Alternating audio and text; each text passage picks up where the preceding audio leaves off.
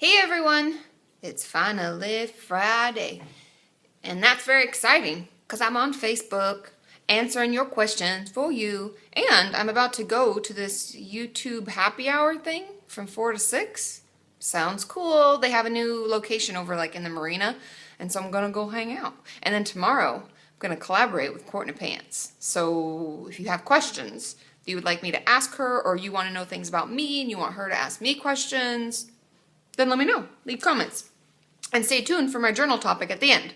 Okay, 5 questions today. Let's get going. First one, have you heard of TREM group therapy or TREM? And what are your thoughts on it? I actually haven't, other than in passing, and I believe it's like a trauma-based, it's people who suffer with trauma and have PTSD. But if any of you have used it, and that's kind of why I wanted to answer this, because I don't know that much about it, and sure, I could Google it, and I could read about it, but if any of you have done this type of therapy, can you please let us know so that we can help each other out, right? Okay, number 2. Hey Katie, I've got a question for your Friday vlog. I have had generalized anxiety disorder now for over 2.5 years and have been on medication for about 2 years. I was wondering if after a while your anxiety behaviors just become your learned behaviors, as in you get so used to thinking a certain way and having your anxiety make you act in a certain way that you just do it out of habit. Part of that is definitely true. Something that helps me visualize this is imagine, and I think I talked about this in another video, but imagine that our brain is a balloon and it's filled with sand. And so over here, maybe like the trigger, right? Okay, so stress, meh. And then we run our little marble and we connect it to here's the behavior that we do, right? So we got the trigger, we got the behavior. And so we keep doing this, and this marble makes a deeper and deeper ridge in our sand-like brain, which I know isn't very pleasant to think of, but that is what happens, and it becomes kind of habit or almost like a knee-jerk reaction. Like we don't even think about it. There's no time in between, and so we just act out in that way because that's what we're used to. And that is very true, and that's where medication can definitely help, and CBT therapy, as well as just talk therapy, and finding those seconds in between the trigger or the whatever thing's going to happen and our response, and finding the time to be like, no, I'm not going to let the marble go this way, I'm going to go a little bit this way, and slowly practicing a new way, and we will make that old rivet fill back in, if that makes sense. Okay? Question number 3. For the past 9 months, since September, I've been talking to this kid and we've been flirting a lot. One time he told me that he didn't want to actually be in a relationship or anything with me because he didn't want a suicidal girl to hold him back from his life. But then he apologized and things got better for a while, and then the same kind of stuff happened every time. So basically the cycle went round and round until now basically I've started finally moving on. But then he started to talk to me again and he told me that he's been feeling like he doesn't want to live anymore and stuff, but that's really triggering for me and I just can't handle it, and I've been ignoring him because he's talking about these things and it's triggering me, but it's stressing me out because I feel really bad. Help, what do I do?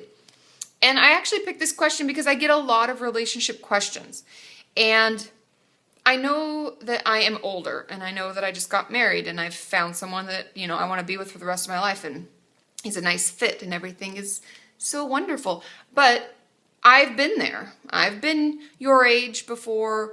I've dated some real assholes. I've made some bad relationship decisions. And the one thing that I would love for all of you to start thinking about, you could even journal about it. This isn't the journal topic, but something that you all deserve to think about is, what do you really want in a person, in a relationship? What is it that you feel good about? Not even necessarily romantic. What do you look for in your friendships? Is it loyalty, honesty, knowing that they're there for you no matter what? What is it that's most important to you? Because when I read questions like this one, and I read a lot of your questions about relationships, I think to myself, no, tell him to go away or her to go away. They're an asshole. You deserve better. And I know when we're younger, a lot of times it's hard for us to believe that we deserve better, but trust me, even if you think this is the only person that will ever love me, that's not true. It usually comes from the fact that we aren't in love with ourselves at that moment. And I know that sounds really weird and hokey, but we do have to love on ourselves and care for ourselves and get ourselves healthy and happy in order to be able to see that way and think, you know what, that person's really toxic, they're hurtful to me, they trigger me, and I probably shouldn't see them anymore. And I shouldn't spend any more of my energy or my time because it's valuable, right? We could be doing a lot of other things with our lives. And so to answer this person's question, keep ignoring him. I know it sounds bad, but he wasn't there for you, and he was actually really rude. And if you're really concerned and you want to go the extra mile, you could say, here's the suicide hotline, and here's a website you can go to chat live if you do need some help. There's like suicide websites and stuff. But this is just more than I can handle right now.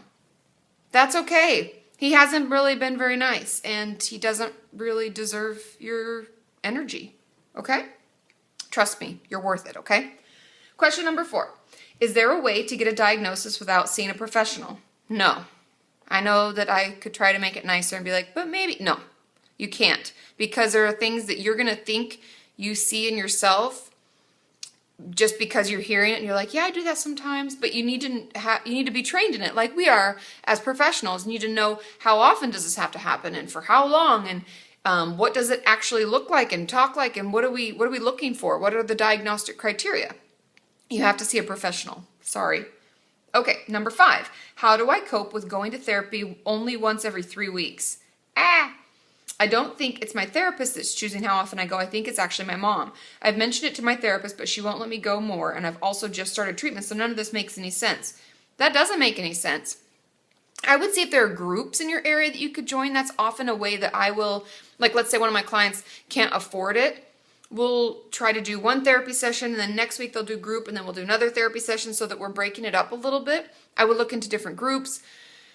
I would try to talk to your mom if you really think that's the reason. And I wouldn't even necessarily come to her with like, Mom, I think you're doing this. But I would say, I really need to see my therapist more often, and she doesn't seem to want to make appointments. Do you know why? Is there anything we can do?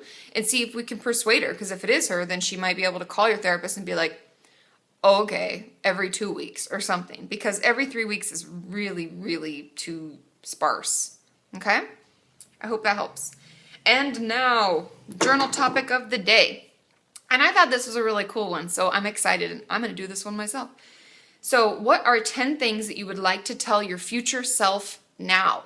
So things that you know or things that you're thinking, what would you like to tell yourself in the future? I know a lot of times we wish we'd go back, but you know how it's so hard to move forward if we're holding on to the past and we're looking back all the time, we can't even see where we're going. So what would you like to tell your future self now to remind them, or to maybe motivation or things that you're wanting, or I don't know. It could be a bunch of things. I thought that was really fun. So, and share. If you write these up, would you take a picture and tweet it to me at Katie Morton, or share them on Instagram and just put me in the comments, or put me in there at Katie Morton 1. You can share your photos of 10 things that you would like to tell your future self now.